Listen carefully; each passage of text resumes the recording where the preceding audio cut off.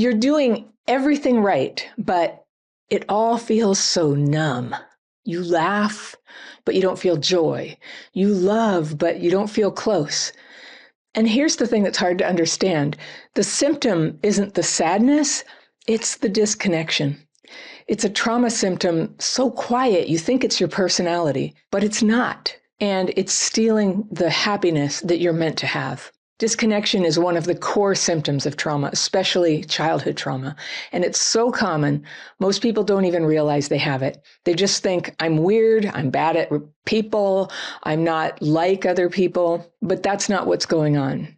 If you've ever sat with friends and felt 1,000 miles away, if you've ever been in a relationship that felt off or fake or worse, you knew it was no good, but you felt like you only found this one relationship by some random accident.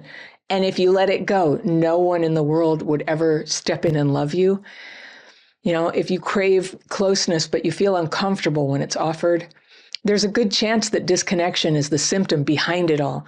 And this isn't about your personality. This isn't some moral flaw or lack of effort. It's a real neurological effect of trauma, especially if it happened in childhood. And there are very practical things you can do to heal it.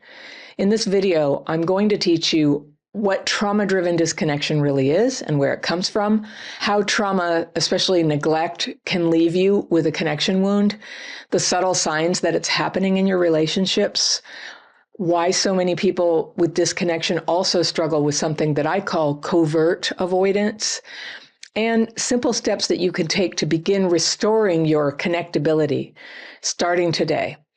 So trauma-driven disconnection is not a lack of desire for closeness. It's not social anxiety. It's not introversion. It's a sense that many of us have that even when we want it, even when we're trying, it can feel like there's a shell around you. Some people describe it as a glass wall. And because you can see everyone around you, but you feel separate from them, well, I remember I once told my friend I felt like there was a membrane around me, something that stopped me from fully being with people, like I couldn't quite feel them and they couldn't quite see me. And at the time, I was in a relationship that I knew and everyone knew was not a good one.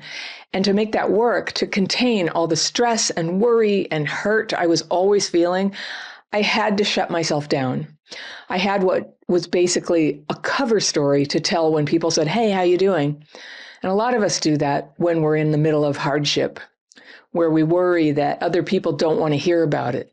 It's a belief that if anyone knew what you were really going through, they'd be horrified and they'd drop you from their friend circle like a hot potato. And with shallow friendships, this might be true, but there's this vicious circle. You're never real with people, so you can't develop real friendships. And it's confusing when you're in the middle of it. It can be hard to notice because on the surface, you may look totally fine. You might have friends. You might even have a husband or wife.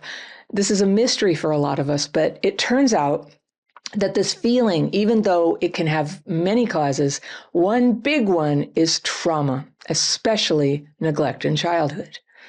Neglect in early childhood can affect brain development, including the part of your brain that allows you to feel your connection to others. And if you were neglected, you probably had to come up with survival strategies to deal with that. You learned to handle things internally, to not rely on others. You probably had to shut down some feelings because a little child isn't meant to be left alone to deal with fears and sadness. And that shutting down, that toughness may still be in you. You're still reflexively protecting yourself. But now that you're an adult, it doesn't work. It's just making you feel disconnected. Living your life without that feeling of connection, that scared feeling that you carry, it's just crying for healing because disconnection starves you of love and joy and meaning, the very things that make life worth living. But you get so used to feeling apart from people, it can be hard to notice. You're at dinner and suddenly you realize that you haven't been present the whole time. Or you're talking to someone and you feel like you're acting, like you're doing a version of yourself, but you're not yourself. You're alone. You're not upset necessarily, but you're not at peace either. You're just neutral. This kind of emotional dullness can take over your life. It's not because you're shy. It's not because you're too busy. It's not because you don't care. It's because disconnection, especially the kind that comes from childhood. It hides inside your everyday habits. Has this happened to you? Now, if you want to see it, I can show you a list of signs that early trauma is affecting your ability to connect now. And you can download that list of these signs for free. It's a PDF. It's called the Connection Quiz. And you'll find a link to it in the top row of the description section below this video. Especially once it becomes your norm, it's common to feel like, I guess this is all there is, and to feel sad about it, depressed. Now, you can change this. But you may have been waiting for something big to come along and pull you out of your isolation. And that could happen, but usually the change happens because of small actions that you take and you keep taking that help you get grounded in the real world, that help reintroduce connection. So sometimes it feels like emotional depth, but not always. Sometimes it feels like a spiritual epiphany. Usually, though, it's just connection, and the kind that you can feel in the room. So how can you invite that experience into your life, into this day and every day? All right. Step 1, name what is happening. And if you notice yourself zoning out, going blank, or feeling invisible in a conversation, notice it. You don't have to fix it. Don't perform. Don't analyze. Just quietly register. This is disconnection. Step 2, move your awareness outward from yourself. Disconnection pulls your attention inward. It makes you focus on how you feel, how you look, whether you belong. So try looking around and quietly naming what you see. The table, the person's face, the sound of their voice. It doesn't need to be deep. This is about interrupting the inward spiral. Step 3, interrupt your own urge to go into avoidance. And if you keep missing calls, if you keep canceling plans, avoiding certain people or settings, whatever the reason, you tell yourself, pay attention to that. Avoidance is the behavior that keeps disconnection in its place. You pull away to manage stress. And if you're like a lot of us, you do it even when you don't realize it. You go through the motions of connection. You think you're connected, but you never really open up or hear or commit to anyone. So to interrupt avoidance, you don't need a big gesture. You just hang in there. You just hang in there.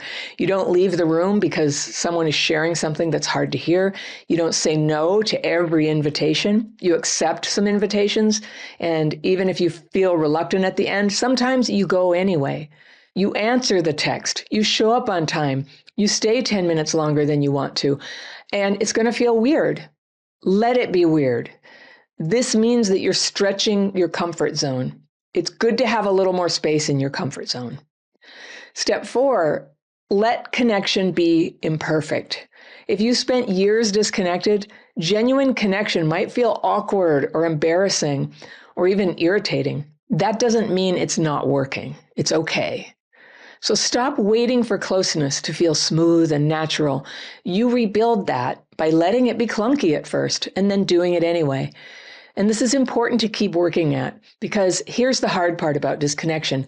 It's not loud. It doesn't demand your attention. It just numbs you out slowly. It becomes how you do life. It becomes how you think relationships are supposed to feel. And you adapt to emptiness.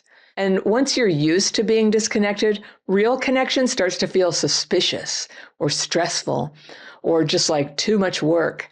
So what you've done before is you kept conversations short, you kept relationships shallow, you kept yourself quiet and agreeable and invisible, and that's how trauma limits connection and limits you.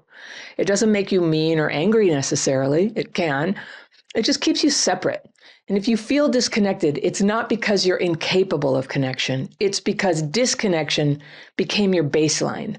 And you've been trying to live your life through a fog, trying to love people without letting them see you, trying to be present without showing up, really. And of course, that's exhausting. But this doesn't have to be permanent. You can interrupt disconnection, not with breakthroughs or insights necessarily, but by choosing connection in very small ways again and again, even when you don't feel like it, because it can't start feeling good, and you won't believe connection is a good feeling unless you keep practicing. If you want to know exactly how to do it, I've got a whole book I've written for you called Connectability. It's about how you can overcome what's blocking your ability to connect and learn how exactly to get good at it and to form beautiful, healing relationships of all kinds. I'll put the link where you can buy that book. It comes in hardback, ebook, audiobook, whatever works best for you. The link is in the second line of the description section below.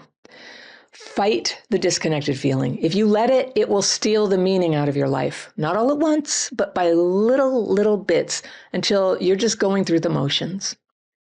You don't have to keep living like that. You can start coming back. Pick one small ways to connect today, like right now even, and then do it again tomorrow.